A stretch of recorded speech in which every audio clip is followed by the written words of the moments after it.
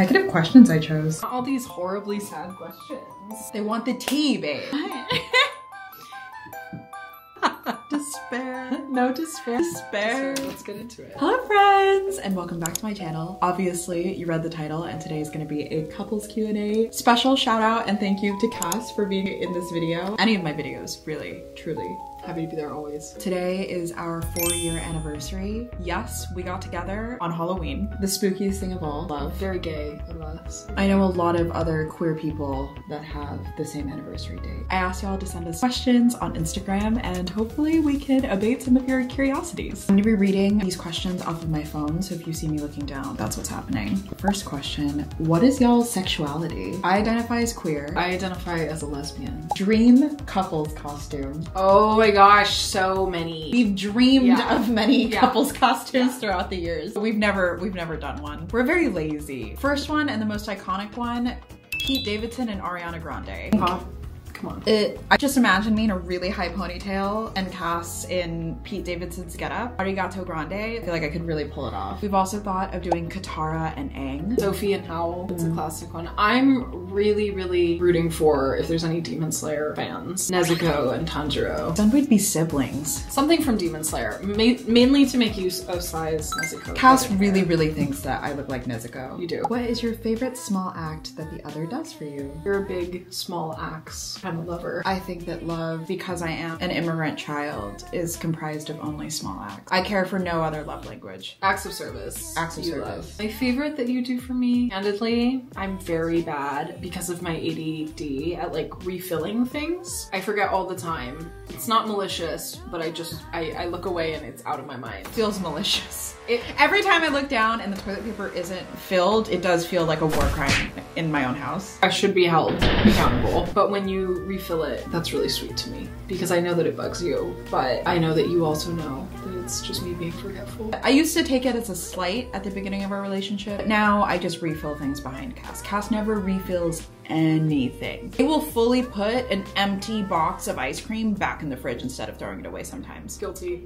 Guilty as charged, honestly. I don't know why that is. That's always been just something I've struggled with. Cass makes my coffee every single morning, and I really appreciate that. It always tastes better when they make it. Cass also makes the bed every morning, and I really appreciate that. Anytime Cass vacuums, clearly chores. Any chore that gets done because of Cass, I'm deeply grateful for.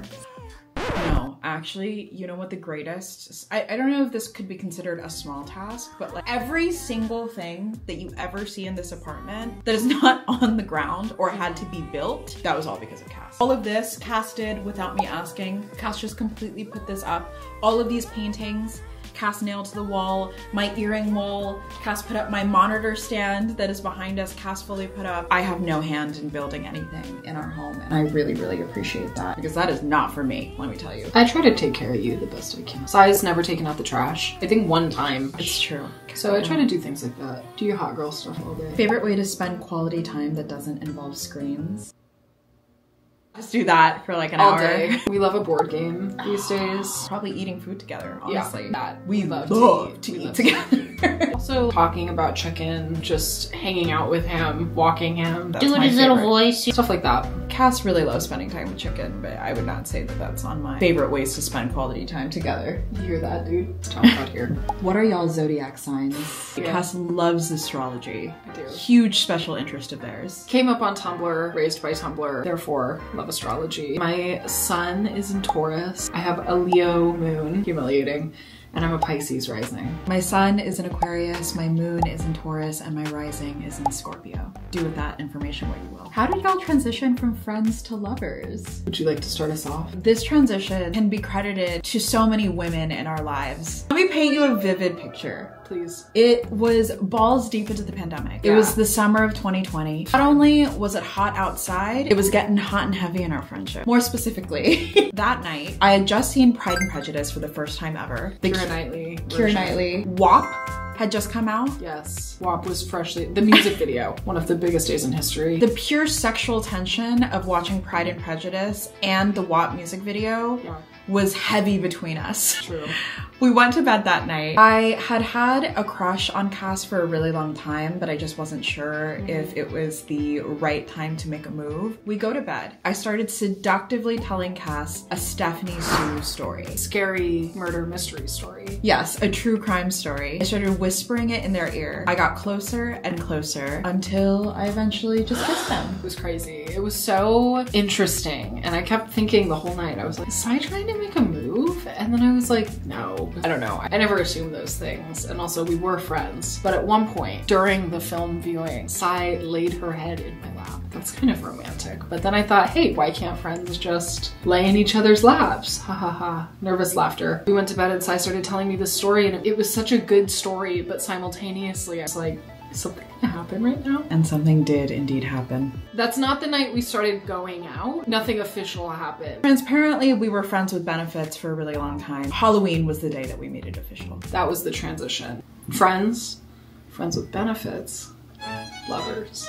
How do you manage both pursuing dreams while prioritizing each other? For me personally, a sign of fracture in a relationship is when you're thinking of the future and you can't envision your loved ones, whether it be friends, whether it be family, whether it be your romantic partner in it. That person isn't the reason for your dream, but that person is built into your dream. And I've been very lucky that ever since Cass and I have been in a romantic relationship, the goal for me has always been to be able to build a future together. So whether that be through content creation or whether it be through doing a PhD program, it's about finding that balance, right? Of never forgetting why you're pursuing that dream in the first place. A partner should propel you to be your best self. In the relationships that I've felt pulled between my dreams and a person, that's kind of a red flag for me. Have you guys ever had super bad rough patches that deal with family trauma? Girl, yes. We don't need to get into details, but we've been through it with the family stuff. We're both no contact with our families. We're able to find a lot of understanding in one another because of that. We're very lucky to, or unlucky to, have shitty family situations.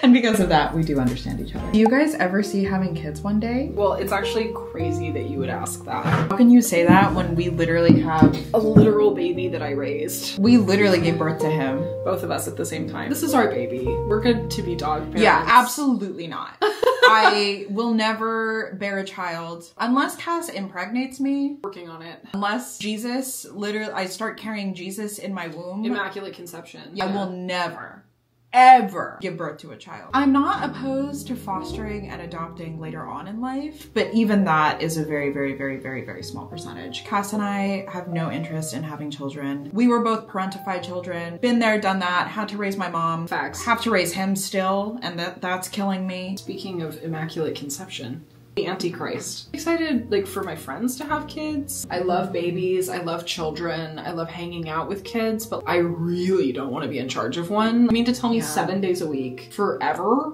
I wake up and I have to, what? That's a lot. Also, frankly, when we got Chicken, we realized that our parenting styles very incompatible. We're very stereotypical. I'm incredibly strict. I have extremely high expectations of my progeny, aka Chicken. And Cass is the complete opposite. I have no expectations for you. Cass lets Chicken walk all over them, treat them case in point like garbage, and that creates a very difficult dynamic for It's parenting. a tense dynamic. We fought a lot when Chicken was a baby. I do blame him. So we're good off kids. Fuck them kids. Fuck them kids. Is there anything y'all don't eat? You babes eat so phenomenally when you travel. I personally hate grapefruit. Hate grapefruit flavored things. I don't like it. Sai, you hate shiitake mushrooms. I hate rehydrated shiitake mushrooms. I will say overall though, Cass and I are not picky eaters. We will eat anything. If a shiitake mushroom is on my plate and someone made it for me, you best believe that's going in my mouth. Same thing with Cass. If you serve them a grapefruit, they will eat it. Yes, I will. But I'll hate it, but I will eat it. I feel like that connects us. We were both raised in eat it households. Yes. The amount of times I heard like, this is not a restaurant. I feel like I just never had the space to be a picky eater. Just wouldn't have flown in my fam. I just never was. I was always down to eat anything. You love to eat. And your love for eating makes me love eating more. I love to eat. We traveled to eat. That's true. So that's true. That's... We together are kind of a dream team because you love to eat and I love to support your dreams.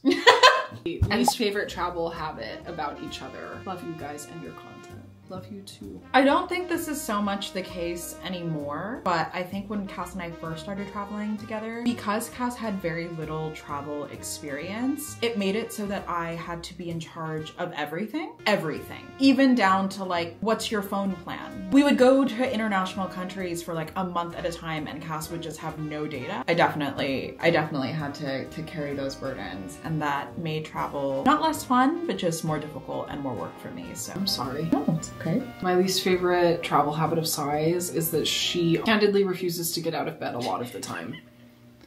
I'll be like, oh my god, there's a food market, or like, oh my god, it's so nice out, let's go get dinner, and Sai's like, no. And I'll go by myself. Sai is like, I want to lay in bed and like read manga, and I'm like, bet. For instance, we were in Phuket, Thailand, and Sai doesn't do that well in the heat, and it was really hot. So Sai like didn't leave the room for like 3 days. That said, when she does leave the room, it is begrudging and with a bad attitude. Yes! So it's not only like, oh, she's up and ready. No, she's up and it's your fucking problem. You know what I mean? So that's just kind of what it is. It's not like an active bother. It's just really funny. I feel like I see a lot of travel content that's like when you get up and hit the streets at 4 a.m. That is not my wife, and that's so okay. Sai, like, your vacation is like laying in bed and ordering food to the hotel 10 times a day. I think when I was younger, very much used to be like, get up and get running. But I think the difficult thing is that it's part of my job to film all my travels. So it causes me to kind of, one, not want to get out of bed because that means I have to work. Secondly, I don't want to put on makeup, which I feel like I have to do in order to look presentable for the content, which didn't used to be a problem in my youth. And there's a lot of compounding factors. And above all, I'm just really lazy. I require a lot of time just lounging. So fair. I get that. I'm totally the same way. I'm always so appreciative of Cass for being so accepting of that, because that would be really annoying. It's annoying that I was unprepared to travel. Everyone does annoying things. It's just about finding someone who can rock. Cass matches my freak for sure. We definitely match each other's freak. How did you adjust to Cass's change in gender identification? I know that this question is addressed towards me, but I feel like it would be much better asked towards Cass, the person who's actually experiencing the change in gender identification. How did you feel that I adjusted to your transition? Great. It's super chill. I feel like... Cass is non-binary. Oh yeah, I'm non-binary. Uses they, them pronouns. I think you are such an accepting and loving person, and I don't even think it was anything you thought twice about, honestly. It was like, hey, I think I use they, them pronouns. I was like, bet. I don't think it was that deep, but I appreciated that. You've let me take things at the speed that I want and communicate in the timing that I want. I think we're both very pro the other doing whatever they want to make themselves happy. So I was like, I'm gonna shave my head and have a mohawk and wear blue colored contacts. I'd be like, slay, baby. I think we're both pretty chill with change in that sense. We've seen each other evolve a lot, and so I think it just continues. I think Cass's gender identity is their business. I'm in the business of supporting them. Was it easy for you to decide to move across the country so Cass could attend school? Yeah. Next question. What is Cass's favorite thing you cook? Oh man, this is tough because you really chef it up. People ask me all the time, do I just get to reap the rewards of your food content creation? And the answer is yes. I would say any Vietnamese dish that you make, amazing. I love when you make a crispy pork belly, bang bang shrimp, anything fried, you're doing it right. Also, Sai makes really good breakfast egg concoct. Like you'll make made like a Spanish omelet the other day. Like that's fun when you do breakfast. That's always fun for me. You make a mean steak. I'll be honest with you. You cook a steak to perfection. Cass is very generous about my cooking skills, but I do try my best. Amazing cook, truly. Do you see yourselves permanently living overseas? Yeah, totally. That's the plan. That's pretty much the plan. The plan is that I would love to be able to become a professor and have summers off, and we potentially have a home in Vietnam because it's kind of where Sai's heart lives and we love it there so much. The fondest memories. I jumped on the bandwagon, so to speak. I would love to live with Cass abroad one day. It doesn't even have to be Vietnam, even though the dream is to eventually retire in Vietnam. I think that would be incredible just because we honestly cannot afford to live in the US. yeah, I would love to live anywhere abroad with Cass. I've lived abroad before. It was one of the best experiences of my life, and I would love to be able to experience that. As a Bostonian, checking in to see how settling into New England has been going. We really like it. We're really happy here. I have lived in California my entire life, born and raised. I was really honestly scared to move. Weather really scared me. Also, like, everything is different. I hate change, things like that, but it's beautiful all right now, and it's so dreamy. All the leaves are like the most beautiful shades of red and orange. It's a lot safer where we live now than where we were living in California. I just feel like our quality of life has increased a lot. Woo! Yeah! You like it here? So it's okay. Yeah, it's cold here. Whatever. I know y'all had a courthouse wedding, but do you ever want a big wedding? Also, I love you. Do you ever want a big wedding? Nah. We're humble folks. The no family of it all. Weddings are really more for people with families, and Cass and I don't have family really. Also, and I think this is probably imperative, we're not really partiers. Because I know a lot of people that are like, oh, I'm having, you know, a party with my friends and we're all gonna get together, and that's kind of like the alternative wedding these days. That's just not really our steez. So I think like the courthouse wedding was actually Perfect. totally like my dream wedding. Casual, but really sweet, and just for us. I hate spending money. I hate parties. I don't like cake. I'm not a dancer. I would potentially toy with the idea of a Vietnamese wedding. That's so interesting to me because they're so much more intense. I think they're so funny. I would do it for the bit of it all. Like a 4-day extravaganza. Yeah, true. Where everyone, yeah. Because here's the thing about a Vietnamese wedding too. Everyone has to give money. Every single guest that is part of it. Seychella, 4-day festival of our love. Food trucks around and we just eat. Yeah. What is your least favorite thing about each other? How could you ask me such a slanderous question? What is your least favorite thing about me? That I can't spend all my time with you because you have a job. What is your least favorite thing? I don't have a least favorite thing about you. No, you have to answer. I have to answer? But I fake fart on you all the time. You do fake fart on me all the time.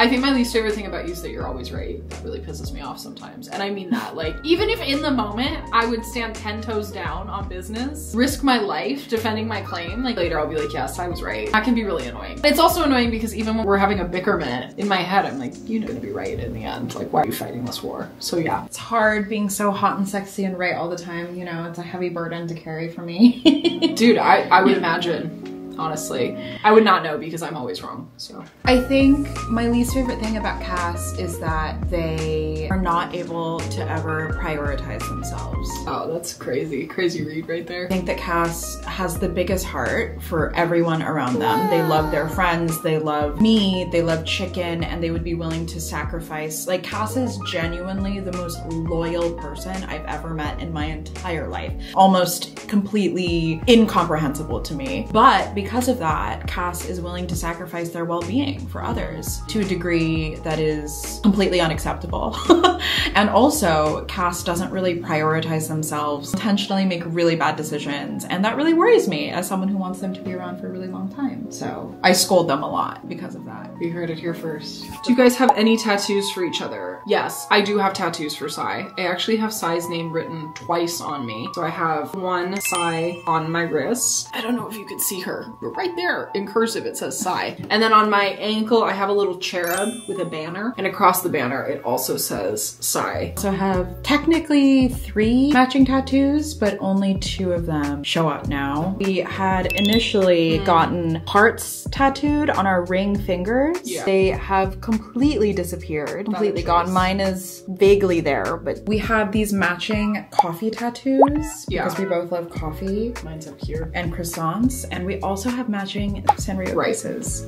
So yeah, we have quite a couple of matching pieces together. I love getting tattoos for Sai. I tell Cass not to do it all the time. Whenever Cass is about to get my name tattooed, I'm always like, baby, don't do that. Why? I don't know. I was really, now I'm not as worried anymore. I am very superstitious, and the idea of a partner's name tattooed is bad luck. That was heavy in my heart the first time that you got my name tattooed. I think that's a real stigma and fair. More so that's because people do it out of desperation. Spurious relationship. Yeah. Cass, how are classes going? Oh, that's sweet. Thanks for asking. Going well. It's actually great. Those of you who don't know, I am currently getting my PhD in American Studies. I just started. This is my first semester. It's definitely been an adjustment, but I'm loving it. I'm much happier in grad school than I was in undergrad. What is something that made you both fall for each other? I'd say something that made me fall for Sai is just the way that like you genuinely care for people. Even this morning we were at breakfast and this elderly woman was getting up and Sai stopped to help her up. I just think you have a really pure heart. I was trying to rob her, actually. Old woman. Yeah, I took her wallet. Shit. But you did it with love. I just think you have a really kind heart. Like you really care about the people in your life. And I think that was so clear to me, even when we were friends. I always felt so cared for by you and I watched the way that you cared for others. Wow, you just have a beautiful heart. I definitely really appreciated that energy in Cass as well. Cass has a lot of care and tenderness for basically everything. People, things, animals, and I always thought that that was a really endearing trait in them. But mostly chillness. That was definitely the thing that caused me to fall like head over heels for them because I'm just so chaotic of a person. Yeah. And Cass is internally very chaotic, but not externally. Like, externally, all you see is chill and vibes and peace. And I would come over to Cass's house completely freaking out, completely having a meltdown. Cass would always console me and it was always without any judgment. And Cass is an extremely validating human being. And I think as someone who really looked for understanding for a really long time, Cass was able to provide that in spades. How old were you when you started dating? 22. Now we're 26. What has been your silliest fight? What would you say? We have a few. We have a lot of silly fights. Pie fight, or would you rather tell the apple fight? I think we should tell the apple fight. Let me paint you the picture. Disney World has just invited us to a hosted trip. Disney World, okay? Florida. Best time of our lives, truly incredible. I will never experience anything as amazing as that again, probably. Tell me why. It's 2 in the morning. We're in the Incredibles hotel room and Cass and I are sobbing, completely misunderstanding each other. It's like, go sleep in a different bed. Cass was wailing. The bed was, they were next to each other. I was like, how dare you ask me that? I was so offended. And the catalyst was Disney had given us the seasonal treat to try. I took a single bite of it and I was like, so good. Rare for me. I don't like sweet treats. Next time I look over, Cass has eaten the complete, all of it. Not a crumb. Not a crumb was left. Brutal. Brutal. I become really upset. How could I do that to you, baby? Mostly upset because this was a recurring issue in our relationship where Cass would not share any of their food. I'm an only child. Judge me. Judge me. Judge me. I'm asking you to. But just to say, like, this has never been a part of my universe. And I'm so Cass sorry. has never had to share. No, I get my food and I'm like, and it's done. And that's just what it is. And Cass also eats extraordinarily fast. Like an animal. Yeah. Like a hungry animal. Cass and I had other blowout arguments before about them just finishing something or eating the last bite or something. Just ultimately being inconsiderate about food. Yes. Which clearly I care deeply about and is a huge trigger for me. Well, also, like, I mean, you're Vietnamese and like, you know, now that I've been to Vietnam and spent time with your family, like, it's so cultural. In Vietnam, for instance, no one eats the last bite. And it's seen as like, not just a like, well, you know, I'm not desperate for food, but also it's courteous. Vietnamese culture, like you're serving everybody, like it's very communal eating. My house growing up, not like that, you know, we ate in like little cubicles. Our call time for the next day was 6 in the morning. Yeah. Tell me why we fought until 5 in the morning. That's a literal true story. Over legitimately like a piece of cake like big. an apple pie cake pop. Yeah. No, literally, and it was so real and so bad. And then tell me why we got up that morning and went to Disneyland like nothing had happened.